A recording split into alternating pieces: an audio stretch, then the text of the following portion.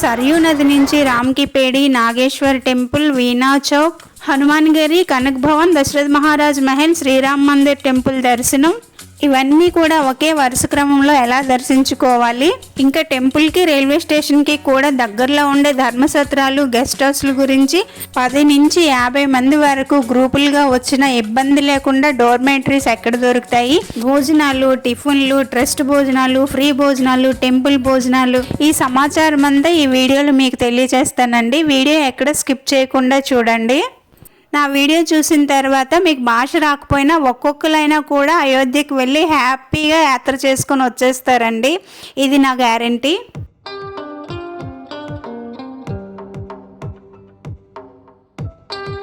Hi అండి, అందరికీ నమస్కారం. నేను విజయ. వెల్కమ్ టు యాత్ర విశేషాలు. మేము నిన్నే అయోధ్యకు వచ్చామండి. నిన్న సాయంత్రం ఒకసారి ఆ శ్రీరాముల వారి దర్శనం అయితే చేసుకున్నాము. మేమైతే నిగమ్ గెస్ట్ హౌస్లో దిగామండి. ఇదిగోండి విజిటింగ్ కార్డు. ఇందులో వాళ్ళ ఫోన్ నంబర్స్ కూడా ఉన్నాయండి. మీకు కావాలనుకుంటే కాంటాక్ట్ అవ్వచ్చు. ఇది రైల్వే స్టేషన్ నుంచి 1/2 కిలోమీటర్ దూరం మాత్రమే అండి. టెంపుల్ అయితే 1 కిలోమీటర్ దూరం అండి. నడుచుకొని కూడా వెళ్ళిపోవచ్చు. ఇక్కడ ఇది ఒకటే కాదండి, వీధంతా గెస్ట్ హౌస్లు, హోటల్సే ఉన్నాయండి. డబుల్ బెడ్ రూమ్ అండి, ఏసీ ఉన్నది, టాయిలెట్స్ కూడా క్లీన్గా ఉన్నాయి.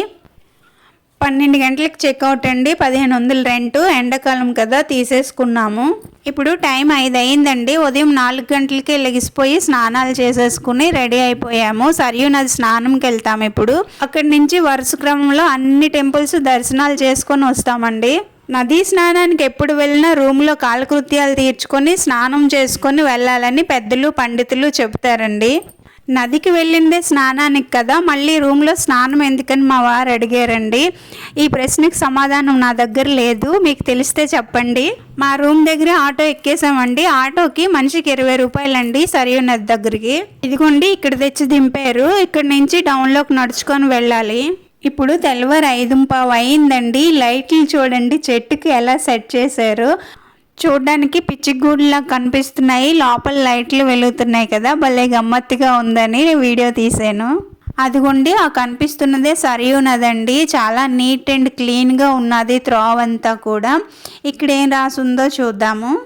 నవశక్తి సరియు సేవా సమితి, స్వర్గద్వార్ ఘాట్, అయోధ్య అని ఉన్నదండి.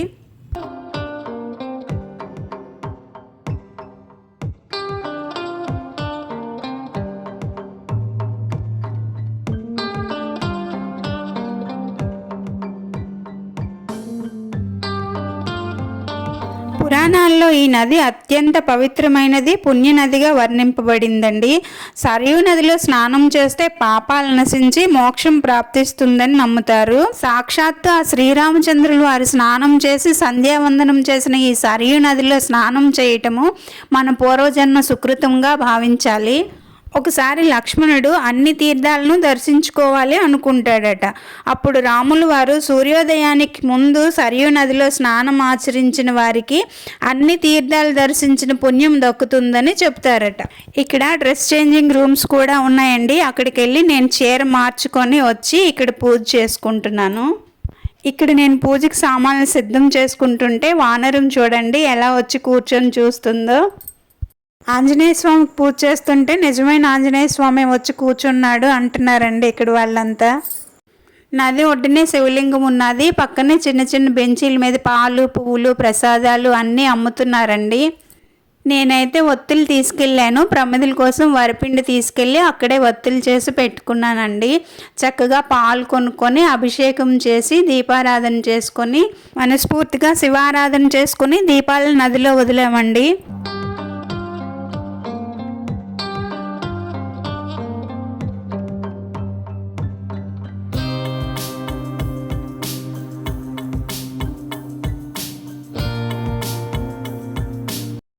ఇంకా ఒడ్డుకు వచ్చేసామండి. ఇవన్నీ రిమోట్ బళ్ళు అండి, చిన్నపిల్లలు ఆడుకోవడానికి. ఇంకా కుడి చేతి వైపు అలా ముందుకు వెళ్తే రామ్కి పేడీకి వెళ్ళిపోతామండి. ఇవన్నీ కూడా సెల్ఫీ స్టిక్స్తో ఫొటోస్ తీసుకోవడానికి ఇలా డెకరేట్ చేశారండి. ఇదిగోండి రామ్కి పేడీకి వచ్చేసాము. రామ్కి పేడీ అంటే ఇది ఒక ఘాట్ లాగా అన్నమాట. సరియు నది నీరు కన్నా ఇక్కడ ఫ్రెష్గా ఉంటుందండి. లోతు కూడా ఎక్కువ ఉండదు. ఇది కూడా సరియు నది నీరే.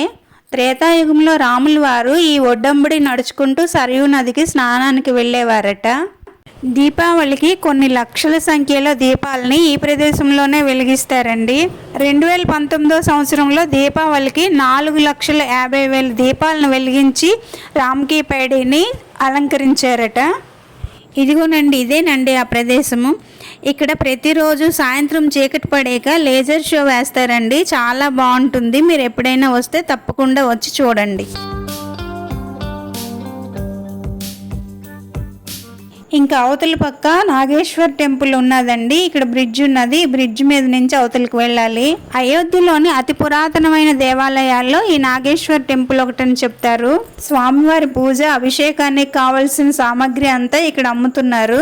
మనం ఓన్గా వెళ్ళి అభిషేకం చేసుకోవడమే అండి. 4 వైపుల నుంచి ద్వారాలు ఉన్నాయి. చాలా రష్ ఉన్నదండి.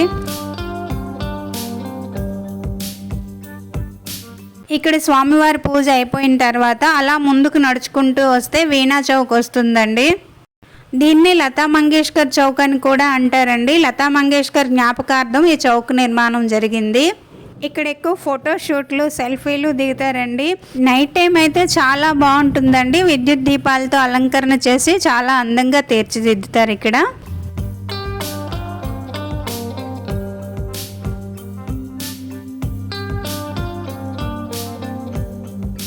ఆ ఎదురుగా కనిపిస్తున్న వాటిని సూర్యస్తంభాలు అంటారండి. నైట్ టైం వెలుగుతాయి, చాలా అందంగా కనిపిస్తాయండి.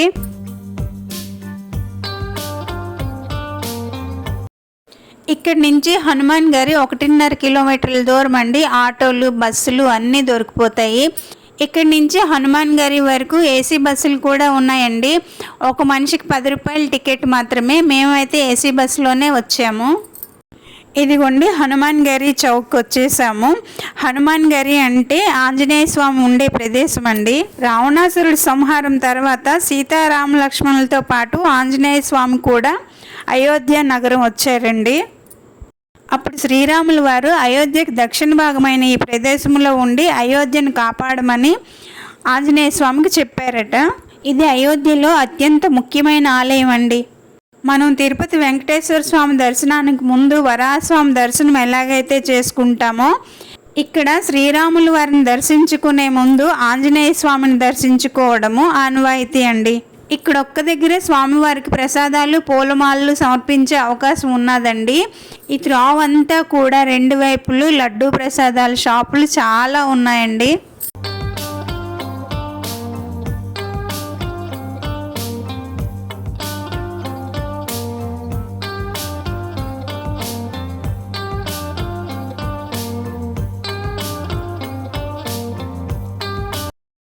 ఇదిగోండి టెంపుల్ దగ్గరికి వచ్చేసాము. ఇక్కడ ఈ రోజు ఆ రోజు అని ఏమీ లేదండి. ప్రతిరోజు భక్తుల హడావుడి, సందడి కోలాహలంగా ఉంటుందండి. స్వామివారు చాలా ఎత్తులో ఉంటారండి. 75 మెట్లు ఎక్కాలి. ఇది 10వ శతాబ్దం నాటి మందిరం అండి. అయోధ్యలో ప్రత్యేకమైన మందిరాల్లో ఇదొకటండి.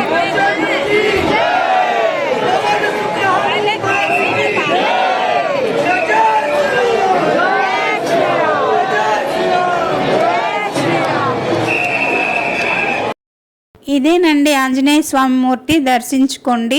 4 వైపులా 4 ఉపాలయాలు కూడా ఉన్నాయండి. రామ్ దర్బార్, కాళీమాత, నరసింహస్వామి ఆలయంలో చూడండి శాలిగ్రామ శిలలు ఎన్ని ఉన్నాయో. పోలీసులు అయితే అడుగడుగునా ఉన్నారండి. ఫుల్ సెక్యూరిటీ ఉన్నది.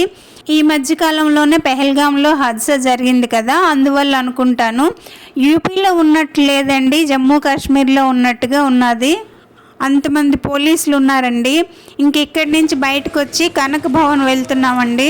హనుమాన్ గారికి దగ్గరలోనే కనక భవన్ ఉన్నదండి. నడుచుకొని వెళ్ళిపోవచ్చు, వాకబుల్ డిస్టెన్సే. మేమైతే నడుచుకొనే వచ్చాము. చిన్న తుప్పర్లు వర్షం కూడా పడుతుందండి. చల్లగా ఉన్నది. సీతారాముల కళ్యాణం జరిగిన తర్వాత సీతారాములకి గిఫ్ట్గా ఈ కనక భవన్ని కైకేయి మాత ఇచ్చిందంటండి. అందుకే దీన్ని సీతారాముల ఏకాంత మందిరం అని చెప్తారు. కనక్ అంటే సంస్కృతంలో బంగారం కదా, కనక భవన్ అంటే బంగారు భవనం అన్నమాట. అప్పట్లో ఈ భవనం ఎంత బాగుండేదో మరి. దీన్ని 19వ శతాబ్దంలో రీమోడలింగ్ చేశారటండి. రండి లోపలికి వెళ్ళి మెహల్ చూద్దాము.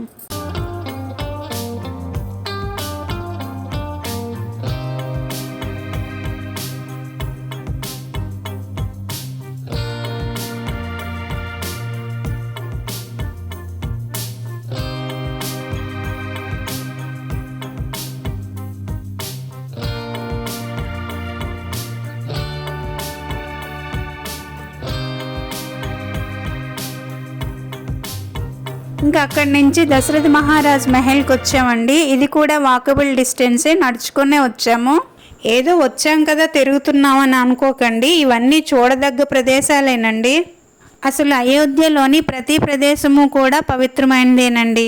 చూస్తున్నారు కదా, విశాలమైన ప్రాంగణము, 4 పక్కల చావడీలతో ఎంత అద్భుతంగా కనిపిస్తుందో. ఇప్పుడే ఇలా ఉన్నదంటే ఈ మహల్ అప్పట్లో ఎలా ఉండేదో మరి. ఈ భవనాలు, ఈ తలుపులు, ద్వారాలు చూస్తుంటే ఒక్కసారి త్రేతాయుగంలోకి వెళ్ళినట్టుగా అనిపిస్తుందండి.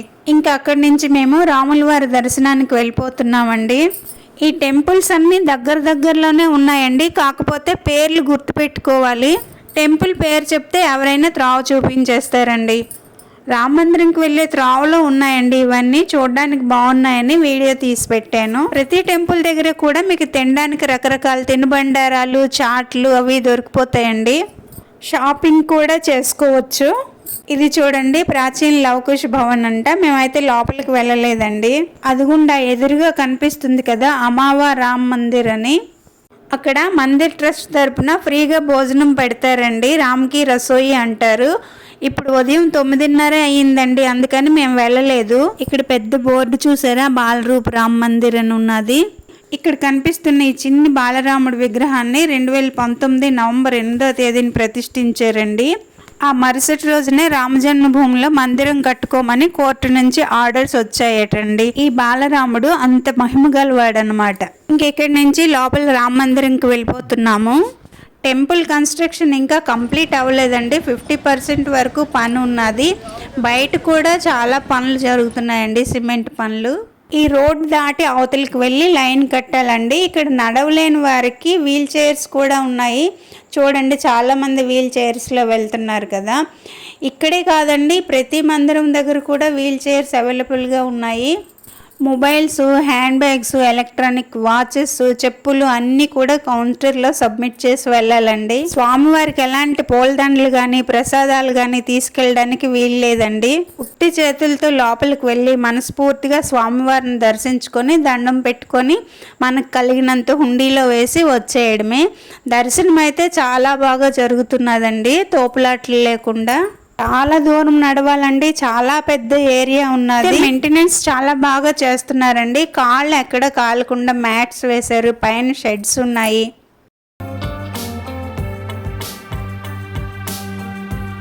ట్రస్ట్కి ఏమైనా మనీ డొనేట్ చేయాలనుకుంటే ఇక్కడ చేయొచ్చండి. అదిగోండి మా వారు వెళ్ళి డొనేట్ చేసి వస్తున్నారు. మనకి ఎంత కలిగితే అంతండి, ఎంతైనా తీసుకుంటారు. ఇంక మేము బయటకు వచ్చేసామండి. పొద్దున్న 5 గంటల నుంచి 10:30 అయ్యేసరికి అన్ని దర్శనాలు అయిపోయాయండి మాకు. రావులో పాపిడి చాట్ తిన్నాము. ఇప్పుడు ఒక లస్సీ తాగి రూమ్కి వెళ్ళిపోతాము. ఇంకా రూమ్స్ విషయానికి వస్తే ఫస్ట్ది శ్రీ రామ్ బాలక్ దాస్ గుజరాతీ ధర్మశాల అండి. ఇది రైల్వే స్టేషన్కి 1/2 కిలోమీటర్ దూరంలోనే ఉంది. ఇక్కడి నుంచి రామ్ మందిరం 1 కిలోమీటర్ దూరం అండి. ఇక్కడ ఏసీ, నాన్ ఏసీ రూమ్స్ 600 నుంచి 2000 వరకు ఉన్నాయండి. డోర్మేటరీ కూడా 100 రూపాయలకే దొరికిపోతుంది. సామాన్లు పెట్టుకోవడానికి లాకర్స్ కూడా ఇస్తారండి. పెద్ద పెద్ద కామన్ హాల్స్ కూడా ఉన్నాయండి. ఇక్కడ ఉదయం 10 నుంచి 11 వరకు, సాయంత్రం 6 నుంచి 7 వరకు కిచిడి, కూర ఫ్రీగా ఇస్తారండి. ఇంకొకటి బాలాజీ ధర్మశాల అండి. ఇది అయోధ్య స్టేషన్కి 300 మీటర్ల దూరంలో ఉంటుంది. ఇక్కడ నుండి శ్రీరామ్ మందిర్ 700 మీటర్లు అండి. ఇక్కడ 3rd ఫ్లోర్లో డబుల్ బెడ్ 300 రూపీస్కే దొరికిపోతుందండి. ఈ పక్కనే హోటల్ కూడా ఉన్నదండి. భోజనం 80 రూపాయల నుంచి 120 రూపాయల వరకు దొరికిపోతుంది. ఇంకా శ్రీరామ్ అతిథి నివాస్ ధర్మశాల, ఇక్కడ 25 మంది వరకు ఉండగలిగే బెడ్తో సహా కామన్ హాలు 2000కే దొరికిపోతుందండి. ఇంకా బిడ్లా ధర్మశాల, ఇది రైల్వే స్టేషన్కి 1/2 కిలోమీటర్ దూరంలో సాయినగర్లో ఉన్నదండి. ఇక్కడి నుంచి రామ మందిరం కూడా 1/2 కిలోమీటర్ దూరమే. ఇక్కడ కూడా ఇంచుమించుగా ఇంతకు ముందులాగా రేట్స్ ఉంటాయండి. ఇంకా కనక్ భవన్ ధర్మశాల, శ్రీరామ్ సింధు ధర్మశాల, సాహు ధర్మశాల, శ్రీరామ్ పతిక్ ధర్మశాల, ఇలాంటివి చాలా చాలా ధర్మశాలలు ఉన్నాయండి. ఇవన్నీ కూడా టెంపుల్కి 1/2 కిలోమీటర్ దూరంలోనే వాకబుల్ డిస్టెన్స్లోనే ఉన్నాయండి. ఈ సత్రాల వాళ్ళు ఎవరు కూడా ఫోన్ కాల్స్ లిఫ్ట్ చేయరండి, అక్కడికి వెళ్ళి మాట్లాడుకోవాలి. ఇవాళకి ఇంతేనండి. రేపటి వీడియోలో అయోధ్య సైట్ సీయింగ్ చూపిస్తాను. సైట్ సీయింగ్ లో గుప్తార్ ఘాట్, సూర్యకుండ్, బడీ కాళీ మందిర్, భరత్ కుండ్, గులాబ్ బాగ్, మణి పర్వత్ ఇవన్నీ కూడా నెక్స్ట్ వీడియోలో చూద్దామండి. ఇవాళ ఈ వీడియో ఎలా ఉందో కమెంట్ చేసి చెప్పండి. నచ్చితే లైక్ చేసి షేర్ చేయండి. సబ్స్క్రైబ్ చేసుకోవడం మర్చిపోకండి. ఇంకో మంచి వీడియోతో మళ్ళీ కలుద్దాం. అంతవరకు సెలవండి. బాయ్.